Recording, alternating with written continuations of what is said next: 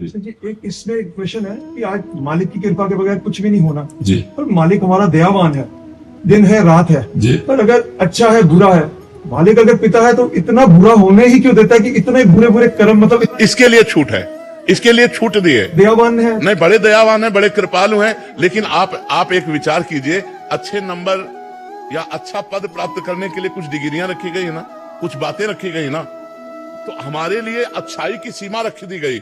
अब हम अच्छाई तक तो चल नहीं रहे और बुराई की तरफ चल रहे, दोनों में स्वतंत्र रखा गया है। अब उसने क्यों स्वतंत्र किया, ये प्रश्न हम नहीं कर सकते।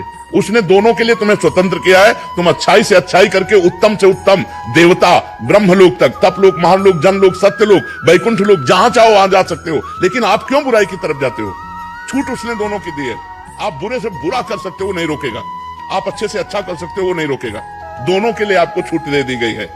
अब ये कह दो कि वो दयालु है तो बुराई बनाई ही क्यों, ऐसा नहीं हो सकता। सीमा एक जैसे मालिक की खेल है। सीमा तो है, जब ज्यादा बुराई करोगे तो तुम्हारा विनाश कर देगा, ये सीमा है।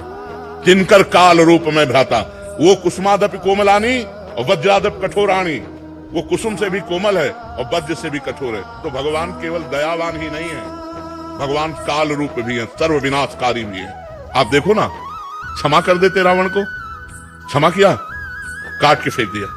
क्षमा कर देते कंस को, क्षमा किया, मार के फेंक दिया, मिट्टी में मिला दिया, पर मिला करके फिर भी परम पद दिया।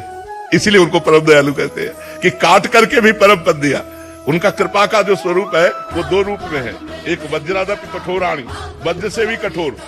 तो हम ये समझते हैं उसका हर विधान मंगल में है, उसका हर कार्य मंगल में है, और हमारा हर कार्य माया जनित है।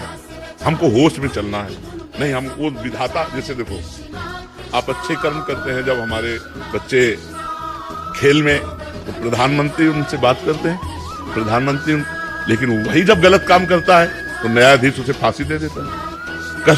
तो हमारे कर्म हमको दंड और पुरस्कार दिलाते हैं। परमात्मा ने कानून बना दिया, परमात्मा ने आपको छोड़ दिया कर्म करने के लिए। अब आप जो जैसा कर्म करेंगे वैसा आपको फल मिलेगा। अवश्य में भोक्तव्यम कृतं कर्म शुभाशुभम्। अब वो इतना महान है कि अगर वो कि ये तुम कर्म नहीं कर सकते, वो रोकेगा तब जब आप उसकी शरणागत हो जाओगे, तब आपको रोक देगा। और जब उसके शरणागत नहीं होगे अहम में, तो दोनों की